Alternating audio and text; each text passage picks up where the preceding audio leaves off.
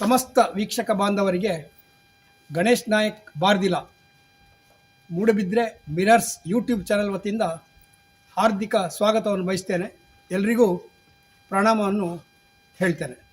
ಹಾಗಾಗಿ ಇವತ್ತಿಗೆ ನಮ್ಮೊಂದಿಗೆ ಈ ಜಾತಕದ ಬಗ್ಗೆ ತಿಳಿಸಲಿಕ್ಕೆ ಉಡುಪಿಯಿಂದ ಬಂದಿದ್ದಾರೆ.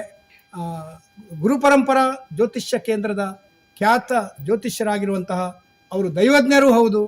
ಶ್ರೀಯುತ ಆರೂರು ಕಿರಣ್ ರಾವ್ರವರನ್ನು ನಾನು ನಮ್ಮ ಮೂಡಬಿದ್ರೆ ಮಿರರ್ಸ್ ಯೂಟ್ಯೂಬ್ ಚಾನಲ್ ಪರವಾಗಿ ಹಾರ್ದಿಕವಾದ ಸ್ವಾಗತವನ್ನು ಬಯಸ್ತೇನೆ.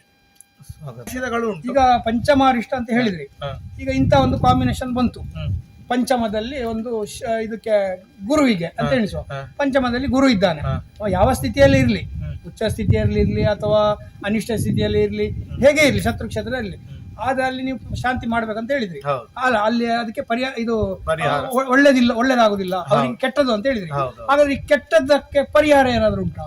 ಅದೇ ಪರಿಹಾರ ಹೇಳಿದ್ರೆ ನಾವೀಗ ಈಗ ನಮ್ಮ ಹತ್ರ ಬರ್ತಾರೆ, ಕೇಳ್ತಾರೆ, ಹೀಗೆ ನಾವು ಹೇಳ್ತೇವೆ ಪಂಚಮರಿಷ್ಟ ಉಂಟು. ಕೆಲವು ಜನರಿಗೆ ಗೊತ್ತೂ ಇಲ್ಲ ಅದು. ಕೆಲವು ಜನ ಬರ್ತಾರೆ, ಅಲ್ಲಿ ನಮ್ಗೆ ಹೇಳಲೇ ಇಲ್ಲ ಭಟ್ರೆ ಅಂತ ಹೇಳ್ತಾರೆ. ನಾನು ಹೇಳ್ತೇನೆ, ನೋಡಿ ನಮ್ಮ ಶಾಸ್ತ್ರದಲ್ಲಿ ಪುಸ್ತಕನ ತೆಗೆದು ತೋರಿಸ್ತೇನೆ, ಇದರಲ್ಲಿ ಹೀಗೆ ಬರ್ದುಂಟು, ಏನು ಥಿಯರಿ ಉಂಟು, ಪುಸ್ತಕ ಉಂಟು, ಅದನ್ನೇ ನಿಮ್ಗೆ ಹೇಳ್ತಾ ಇರೋದು. ಸರಿ, ಪಂಚಮದಲ್ಲಿ ಇಂಥ ಗ್ರಹ ಇದ್ರೆ ಇಂಥ ತೊಂದರೆ ಇರುವುದ್ರಿಂದ ನೀವು ರಿಲೇಟೆಡ್ ಆ ದೇವರಿಗೆ ರಿಲೇಟೆಡ್, ಈಗ ಈಶ್ವರ ಆದ್ರೆ ಮೃತ್ಯುಂಜಯ ಹೋಮ, ದೂರ್ವ ಹೋಮ, ಹಾಗೆ ಹಲವಾರು ಆ ರೀತಿಯ ಹೋಮಗಳೆಲ್ಲ ಅದರಲ್ಲಿ ಉಲ್ಲೇಖ ಉಂಟು ಶಾಸ್ತ್ರದಲ್ಲಿ. ಅದನ್ನ ಯಾವ್ದಾದ್ರು ಮೃತ್ಯುಂಜಯ ಮೇನ್ ಇರುದು, ಮತ್ತೆ ದೂರ್ವ ಹೋಮ ಕೂಡ ಮಾಡ್ತಾರೆ ಕೆಲವು ಜನ. ಪಂಚಮರಿಷ್ಟಕ್ಕೆ, ಬಾಲರಿಷ್ಟಕ್ಕೆ, ಎಲ್ಲದಕ್ಕೂ ಶಾಂತಿ ಮಾಡ್ತಾರೆ. ಬಾಲರಿಷ್ಟ ಶಾಂತಿ ಅಂತ ಹೇಳಿ, ಪಂಚಮರಿಷ್ಟ ಶಾಂತಿ ಅಂತ ಹೇಳಿ, ಇದನ್ನೆಲ್ಲ ಮಾಡಿದ್ರೆ ಅಲ್ಲಿ ಅದು ಬರುವಂತ ಒಂದು ದೊಡ್ಡ ದುರಿತಗಳು, ತೊಂದರೆಗಳು ಅದು ನಿವಾರಣೆ. ಈಗ ಅದು ಪಂಚಮಾರಿಷ್ಟ ಹೇಳಿದ್ರಿ, ಇಂತಿಂತ ಗ್ರಹಗಳು ಇಂತಿದ್ರೆ ಹಾಳು, ಇಂತಕ್ಕೆ ಶಾಂತಿ ಮಾಡ್ಬೇಕು ಅಂತ ಹೇಳಿ. ಅದಕ್ಕೆ ಏನಾದ್ರೂ ಟೈಮ್ ಲಿಮಿಟ್ ಇದೆಯಾ? ಈಗ ನಾವು ಪಂಚಮಾರಿಷ್ಟ ಮತ್ತು ಬಾಲಾರಿಷ್ಟದ ಬಗ್ಗೆ ಮಾತಾಡ್ತಾ ಇದ್ದೀವಿ. ಕಿರಣ್ ರಾವ್ರವ್ರೆ, ಪಂಚಮಾರಿಷ್ಟ ಅಂತ ಹೇಳಿದ್ರೆ ಏನು, ಬಾಲಾರಿಷ್ಟ ಅಂತ ಹೇಳಿದ್ರೆ ಏನು, ಅದು ಹೇಗೆ ಕಾಂಬಿನೇಷನ್ ಅದೆಲ್ಲ, ಅದಕ್ಕೆ ಹೇಗೆ ಹೇಗೆ ಯಾರ್ಯಾರಿಗೆ ಇಫೆಕ್ಟ್ ಉಂಟು? ಇನ್ನೊಂದು ವಿಷಯ ಉಂಟು. ಈಗ ಪಂಚಮದಲ್ಲಿ ಲಗ್ನಾತ್, ಪಂಚಮದಲ್ಲಿ ಶನಿ, ರಾಹು, ಕೇತು 3 ಜನ ಬಂದ್ರೆ, 3 ಗ್ರಹಗಳು ಬಂದ್ರೆ, ಪಾಪಗ್ರಹಗಳು, ಮಗುವಿಗೆ ಕೂಡ ಸಾವು ಬರಬಹುದಂತೆ ಒಂದು ಪುಸ್ತಕದಲ್ಲಿ ಕೂಡ ಸಂಭವನೀಯ. ಯಾಕಂತ ಹೇಳಿದ್ರೆ ನಾವು ಸಂಭವ ಅಂತ ಹೇಳಿ ಸಂಭವ ಹೇಳಲಿಕ್ಕಿಲ್ಲ ನಮಗೆ. ಈಗ ಪುಸ್ತಕ ನಮ್ಮ ಪ್ರಶ್ನೆ ಮಾರ್ಗವಾಗ್ಲಿ ಬೇರೆ ಪುಸ್ತಕದಲ್ಲಿ ವಸಿಷ್ಠ ಮಹರ್ಷಿಗಳೇ ಹೇಳಿದ್ದಾರೆ. ಏನ್ ಹೇಳಿದ್ರೆ, ಮೃತ್ಯು ಬಗ್ಗೆ ಪರಿಪೂರ್ಣ ಹೇಳ್ಬಾರ್ದು. ಯಾಕಂತ ಹೇಳಿದ್ರೆ ಈ ಶಾಸ್ತ್ರ ಕೊಟ್ಟದ್ದು ಯಾರು? ನಮ್ಮ ದೇವರಿಂದ ಬಂದಂತು, ಅಲ್ಲಿಂದ ಋಷಿ ಮುನಿಗಳಿಂದ. ಅದರಲ್ಲಿ ಬೃಹತ್ ಜಾತಕ, ಬೃಹಸ್ಪತಿ ಆಚಾರ್ಯರೇ ಹೇಳಿದ್ದನ್ನು ನಾವು ಹೇಳುದು ವಿನಃ ನಾವು ಹೇಳುವಂತದ್ದು ಅಂತ ಹೇಳಿ ಹಾಗಾಗಿ ನಾವು ಏನ್ ಹೇಳ್ತೇವೆ ಅದನ್ನ ಅವರು ತಥಾಸ್ ಮಾಡ್ಬೇಕು.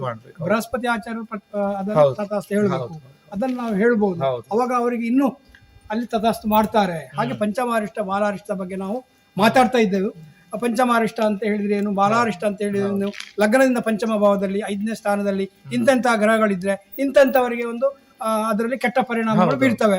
ಆ ಕೆಟ್ಟ ಪರಿಣಾಮಗಳು ಬೀರಿದ್ರೆ ಅದಕ್ಕೆ ಏನು ಮಾಡಬಹುದು, ಎಷ್ಟೋ ನಮ್ಮನೆ ಶಾಂತಿಗಳನ್ನು ನೀವು ತುಂಬಾ ಸವಿಸ್ತಾರವಾಗಿ ಹೇಳಿದ್ರಿ. ನನಗೆ ತುಂಬಾ ಖುಷಿ ಆಯ್ತು. ಯಾಕಂದ್ರೆ ಇಂಥದ್ದೆಲ್ಲ ನಮ್ಗೆ ಸಿಗುತ್ತೆ ಅಂತ ಹೇಳಿದ್ರೆ ಅಧ್ಯಯನದಿಂದಲೇ. ಹಾಗೆ ಅದಕ್ಕೆ ಈ ಬಾಲರಿಷ್ಟ ಬಗ್ಗೆ ನೀವು ಕೇಳಿದ್ರಿ. ಈಗ ಬಾಲರಿಷ್ಟ ಕೂಡ ಹಾಗೆ, ಮಗುವಿಗೆ ಬರುವಂತ ಆತಂಕಗಳು. ಈಗ ಕೆಲವು ಜನ ಹೇಳ್ತಾರೆ, ನಮ್ಮ ಮಗು ರಾತ್ರಿಗೆ ಎದ್ದು ಕೂತ್ಕೊಳ್ತದೆ, ಮಲಗುದಿಲ್ಲ, ನಿದ್ದೆ ಮಾಡುದಿಲ್ಲ, ಹಠ ಮಾಡುದು, ಇದೆಲ್ಲ ಬಾಲರಿಷ್ಟ ದೋಷ. ನಿದ್ರೆ ಇಲ್ಲ. ಇದು ಕನಿಷ್ಠ ಹೇಳಿದ್ರೆ ಬಾಲರಿಷ್ಟ ದೋಷವು ಒಂದು ಮಗುವಿಗೆ ಹುಟ್ಟಿನಿಂದ ಒಂದು 12 ವರ್ಷ ಕಾಡ್ತದೆ ಹೇಳಿ ನಮ್ಮ ಶಾಸ್ತ್ರ ಹೇಳ್ತದೆ. 12 ವರ್ಷ ಕಾಡ್ತದೆ. ಬೆಳವಣಿಗೆ ಆಗ್ತಾ ಇರುವಾಗ, ಅಂದ್ರೆ ಈಗ ಒಂದು ಯಾವುದೇ ಒಂದು ಕಾಯಿಲೆ ಬಂದ್ರೆ ಆ ಕಾಯಿಲೆ ಬೇಗ ಗುಣ ಆಗುದೇ ಇಲ್ಲ, ಡಾಕ್ಟರ್ಗೆ ಸಿಗುದಿಲ್ಲ. ಡಾಕ್ಟರ್ ಈ ಕಾಯಿಲೆ ಅಂತ ಮದ್ದು ಕೊಟ್ರೆ ಅದು ಕಾಯಿಲೆ ಬೇರೆ ಇರ್ತದೆ.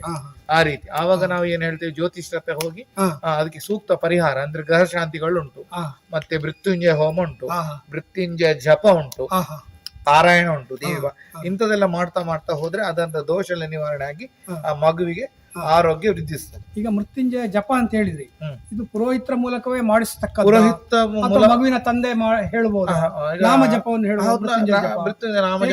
ನಮ್ಗೆ ಸುಲಭದಲ್ಲಿ ಸಿಗುವಂತದ್ದು ಓಂ ತ್ರೈಂಬಕಂ ಯಜಾಮಹೇ. ಅಂದ್ರೆ ಈಗ ಕೆಲವು ಜನ ಇದ್ದಾರೆ ನನ್ನ ಆಫೀಸಿಗೆ ಬರುವಾಗ ನಾವು ಎಲ್ಲರೂ ಈಗ ಒಂದೇ ರೀತಿಯ ನಾವು ನೋಡ್ಲಿಕ್ಕೆ ಆಗುದಿಲ್ಲ. ಯಾಕೆಂದ್ರೆ ಹಣ ಇದ್ದವರ ಹತ್ರ ನಾವು ಹೇಳ್ಬೋದು ನೀವು ಮೃತ್ಯುಂಜಯ ಜಪ ಮಾಡಿಸಿ 5 ಬ್ರಾಹ್ಮಣರನ್ನು ಕೊಲಿಸಿ ಅಂತ ಹಾಗೆಲ್ಲ ಹೇಳ್ಬೋದು. ಬಟ್ ಏನೂ ಇಲ್ಲದವ್ರು ಬರ್ತಾರೆ, ಏನು ಇಲ್ಲದವ್ರಿಗೆ ಆಗದೆ ಪರಿಹಾರ ಇಲ್ವಾ? ಎಲ್ಲರಿಗೆ ಪರಿಹಾರ ಅಂತ ದೇವರು ಕೊಟ್ಟೇ ಕೊಟ್ಟಿದ್ದಾರೆ. ಅದರಿಂದ ನಾವು ಹೇಳಿ ಕೊಡ್ತೇವೆ ಈ ರೀತಿ ಒಂದು ಓಂ ನಮಃ ಶಿವಾಯ ಪಂಚಾಕ್ಷರಿ ಮಂತ್ರ ಮಾಡಿ ಹೇಳಿ ಅವನದ್ದು ಮತ್ತೆ ಅವನದು ತಲೆ ನಿವಾಳಿಸಿ ಒಂದು ಎಳ್ಳೆಣ್ಣೆ ತಕೊಂಡೋಗಿ ಗ್ರಾಮದ ಈಶ್ವರ ದೇವಸ್ಥಾನಿಗೆ ಹಾಕಿ ಇಂಥದೆಲ್ಲ ಪರಿಹಾರಗಳನ್ನು ಸುಲಭ ಪರಿಹಾರಗಳನ್ನು ಕೆಲವು ಹೇಳಿಕೊಡ್ತೇವೆ. ಅದ್ರಲ್ಲಿ ಕೂಡ ಸರಿಯಾದವರು ತುಂಬಾ ಮಂದಿ ಇದ್ದಾರೆ. ಮತ್ತೆ ತುಂಬಾ ಈಗ ತುಂಬಾ ಅಂದ್ರೆ ಈಗ ನಾವು ರಾಶಿಯಲ್ಲಿ ತುಂಬಾ ತೊಂದರೆ ಉಂಟು, ಈಗ ಇದಕ್ಕೆ ಏನು ಬೇರೆ ದಾರಿ ಇಲ್ಲ. ಆವಾಗ ನಾವು ಹೇಳ್ತೇವೆ ನಿಮ್ಗೆ ನಾಳೆ ಒಂದು ಸ್ವಲ್ಪ ಸಾಮಾನಾದ್ರೂ ಒಟ್ಟು ಮಾಡಿ ಬನ್ನಿ, ಒಂದು ಮೃತ್ಯುಂಜಯ ಏನಾದ್ರೂ ಒಂದು ಮಾಡುವ, ಚಿಕ್ಕ ಮಟ್ಟಲ್ಲಿ ಒಂದು ಮೃತ್ಯುಂಜಯ ಮಾಡುವ ಅಂತ ಹೇಳ್ತೇವೆ. ಕರೆಕ್ಟ್. ಸಣ್ಣ ಮಟ್ಟಿನಲ್ಲಿ ಮೃತ್ಯುಂಜಯ ಮಾಡುವ, ಸ್ವತಃ ಮೃತ್ಯುಂಜಯ ಜಪ ಮಾಡಬಹುದು. ಸ್ವತಃ ಜಪ ಅವರಾಗಿ ಮಾಡಿದ್ರೆ ತುಂಬಾ ಒಳ್ಳೇದು. ಮನೆಯಲ್ಲಿ ಡೈಲಿ ಒಂದು ದೀಪ ಹಚ್ಚಿ, ಯಾಕಂದ್ರೆ ಅವರಿಗೆ ಒಂದು ಪ್ರಭಾವಳಿ ಒಂದು ದೇಹಕ್ಕೆ ಕೊಡ್ತದೆ. ಹೊರಗಿನ ಒಂದು ಯಾವುದೇ ಒಂದು ನೆಗೆಟಿವ್ಸ್ ಅಂತ ಹೇಳ್ತೇವೆ ಅದು ತಡೀತದೆ, ಪ್ರಭಾವಳಿಯಾಗಿ ನಿಲ್ತದೆ ಅಂತ ಹೇಳ್ತೇವೆ. ಅದು ಆದ್ರೆ ನೀವು ಹೇಳಿದ ಸತ್ಯ ಸರಿ. ಏನಂತ ಹೇಳಿದ್ರೆ ಯಾರಿಗೆ ಇದಕ್ಕಿಂತ ದೊಡ್ಡದು ಪರಿಹಾರ ಮಾಡ್ಲಿಕ್ಕೆ ಇಚ್ಛೆ ಉಂಟು ಮಾಡ್ತಾರೆ, ಏನೂ ಆಗುದಿಲ್ಲ ನಮ್ಮ ಹತ್ರ. ಯಾಕಂತ ಹೇಳಿದ್ರೆ ಅವರು ಕೇಳ್ತಾರೆ, ಅದನ್ನ ಅಲ್ಲೇ ಇಡ್ತಾರೆ. ಈಗ ಮೃತ್ಯುಂಜಯ ಜಪ ಮಾಡಿ ಅಂತ ಹೋಮ ಮಾಡಿ ಅಂತ ಹೇಳಿದ್ರೆ ಏನು ಇಲ್ಲದವನಂತ ಮಾಡಿದ್ರೆ ಅವನೇನ್ ಮಾಡ್ತಾನೆ, ಆ ಪುನಃ ಪುಂಡಿಯ ತುಕ ಅಂತ ಹೇಳ್ತಾರೆ. ಅದು ಆಗುದು ಮತ್ತೆ, ಅದು ನಾವು ಏನು ಹೇಳಲಿಕ್ಕೆ ಇಲ್ಲ. ಆದ್ರೆ ಇಂತ ಒಂದು ಸಣ್ಣ ಸಣ್ಣ ಪರಿಹಾರ ಹೇಳಿದ್ರೆ ಅವರಿಗೆ ಸಹ ತುಂಬಾ ಖುಷಿಯೂ ಆಗ್ತದೆ. ಅದು ಆಗ್ತದೆ, ಹೌದು. ಇದು ನೀವು ಒಂದು ಪ್ರಮಾಣ ಬದ್ಧವಾಗಿ ಸಹ ಹೇಳಿದಿರಿ. ಹಾಗೆ ಇದು ಈ ಪರಿಹಾರ ಮಾಡಬೇಕಾದ್ರೆ ಎಲ್ಲ ನೀವು ಪರಿಹಾರ ಹೇಳಿದ್ರೆ ಅದಕ್ಕೆ ಒಂದು ಟೈಮ್ ಲಿಮಿಟ್ ಅಥವಾ ಇಂತಿಷ್ಟೇ ಸಮಯದೊಳಗೆ ಈ ಶಾಂತಿ ಆದ್ರೆ ಪಂಚಮಾರಿಷ್ಟ ಶಾಂತಿ ಅಥವಾ ಇಂಥ ಮೃತ್ಯುಂಜಯ ಜಪ ಹೇಳಿದ್ರಿ, ಅಥವಾ ಧ್ರುವ ಹೋಮ ಧ್ರುವ ಹೋಮ ಇವೆಲ್ಲ ಮಾಡ್ಬೇಕಾದ್ರೆ ಇದಕ್ಕೆ ಇಂತಿಷ್ಟೇ ಟೈಮ್. ಈಗ ಕೆಲವು ಸರಿ ಏನಾಗ್ತಂದ್ರೆ ಜಾತಕ ತಂದು ನಿಮ್ಮ ಹತ್ರ ತೋರಿಸುವಾಗಲೇ 6 ತಿಂಗಳು ಮೀರ್ತದೆ. ಅಲ್ಲಿ 6 ತಿಂಗಳು ಅಂತ ಹೇಳ್ತದೆ ಶಾಂತಿ, ಇಷ್ಟು 6 ತಿಂಗಳು ಮೀರ್ತದೆ. ಅವಾಗ ಏನು ಅದಕ್ಕೆ ಏನೋ ಪರ್ಯಾಯ ಉಂಟಾ? ಪರ್ಯಾಯ ಅಂದ್ರೆ ಅದೇ ನಾವು ಅದನ್ನ 6 ತಿಂಗಳ ನಂತರ ತಕೊಳ್ಳಿ, ಅದಕ್ಕಿಂತ ಮೊದಲು ಆದಷ್ಟು ಬೇಗ ಮಾಡಿ. ಅಲ್ಲಿ ತನಕ ಅದೇ ದೇವಸ್ಥಾನಕ್ಕೆ ಹೋಗಿ ಬರುವಂತದ್ದು, ಅವನ ನಕ್ಷತ್ರದಲ್ಲಿ ಅಲ್ಲಿ ಎಣ್ಣೆ ಹಾಕುವಂತದ್ದು, ಇಲ್ಲದ ಅವನ ಲೆಕ್ಕದಲ್ಲಿ ಒಂದು ಈಶ್ವರನಿಗೆ ಮೃತ್ಯುಂಜಯ ಮಹಾರುದ್ರನಿಗೆ ಒಂದು 5 ಸಿಯಾಳ. ನಾನು ಹೆಚ್ಚಾಗಿ ಗ್ರಾಮ ದೇವಸ್ಥಾನಿಗೆ ಅಂದ್ರೆ ಈಶ್ವರನಿಗೆ 5 ತಲೆ ಅಂತ ಹೇಳ್ತಾರೆ.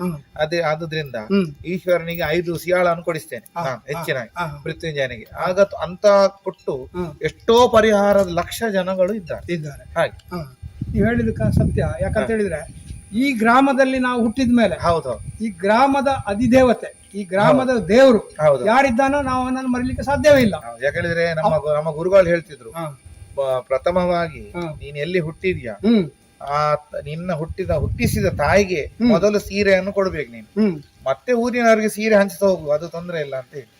ಇಲ್ಲದಿದ್ರೆ ನಾವು ಹೊರಗಿನವ್ರಿಗೆ ಸೀರೆ ಕೊಡ್ತಾ ಹೋದ್ರೆ ಮನೆಯಲ್ಲಿದ್ದ ತಾಯಿಗೆ ಸಿಟ್ಟು ಬರ್ತದೆ ನಮ್ಮ ಮೇಲೆ. ಇದು ಎಲ್ಲದಕ್ಕೆ ಅನ್ವಯಿಸ್ತದೆ. ಹೀಗೆ ಒಂದು ಪಂಚಮಾರಿಷ್ಟ, ಬಾಲಾರಿಷ್ಟದ ಬಗ್ಗೆ, ಜಾತಕದ ಬಗ್ಗೆ, ಲಗ್ನ ಅಂತ ಹೇಳಿದ್ರೆ ಏನು, ರಾಶಿ ಅಂತ ಹೇಳಿದ್ರೆ ಏನು, ನಕ್ಷತ್ರ ಅಂತ ಹೇಳಿದ್ರೆ ಏನು, ಪಂಚಮಾರಿಷ್ಟ ಶಾಂತಿ ಯಾವಾಗ ಮಾಡಬೇಕು, ಒಂದ್ ವೇಳೆ ಅವಧಿ ಮೀರಿದ್ರೆ ಸಹ ಮಾಡಬಹುದು, ಸಣ್ಣ ಮಟ್ಟಿನಲ್ಲಿ ಮಾಡಬಹುದು, ಗೊತ್ತಿಲ್ಲದಿದ್ರೆ ಮಾಡಬಹುದು, ಅವಧಿ ಮೀರಿ ಗೊತ್ತಿಲ್ಲದ ಮೇಲೆ ದೊಡ್ಡ ಮಟ್ಟಿನಲ್ಲಿ ಹೇಗೆ ಹೇಳ್ತಾರೆ ಹಾಗೆ ಮಾಡಬಹುದು. ಯಾವುದಕ್ಕೂ ನೀವು ಜ್ಯೋತಿಷರ ಒಂದು ಸಲಹೆ ಕೇಳಿ ಮುಂದುವರಿಯುವುದು ಉತ್ತಮ. ತುಂಬಾ ಸವಿಸ್ತಾರವಾಗಿ, ತುಂಬಾ ಚಂದವಾಗಿ ನಮ್ಮ ವೀಕ್ಷಕ ಬಂಧುಗಳಿಗೆ ಹೇಳಿದಿರಿ. ತುಂಬಾ ಧನ್ಯವಾದಗಳು ಕಿರಣ್ ರಾವ್ರವರೇ. ಇನ್ನು ಮುಂದಿನ ಎಪಿಸೋಡ್ ನಲ್ಲಿ ಇನ್ನಷ್ಟು ಮತ್ತಷ್ಟು ವಿಷಯಗಳನ್ನು ಹೊತ್ಕೊಂಡು ನಿಮ್ಮ ಹತ್ರ ಬರ್ತೇವೆ. ನಿಮ್ಮ ಒಂದು ಅಮೂಲ್ಯ ಸಮಯವನ್ನು ನಮಗೆ ಕೊಡ್ಬೇಕಂತೇಳಿ ನಮ್ಮ ಗಣೇಶ್ ನಾಯಕ್ ಬಾರ್ದಿಲಾ ಸಾರಥ್ಯದ ಮೂಡಬಿದ್ರೆ ಮಿರರ್ಸ್ ಚಾನಲ್ ಪರವಾಗಿ ನಾನು ಕೇಳ್ಕೊಳ್ತಾ ಇದ್ದೇನೆ. ವಂದನೆಗಳು ವೀಕ್ಷಕ ಬಾಂಧವರಿಗೆ, ವಂದನೆಗಳು. ತುಂಬಾ ಧನ್ಯವಾದ.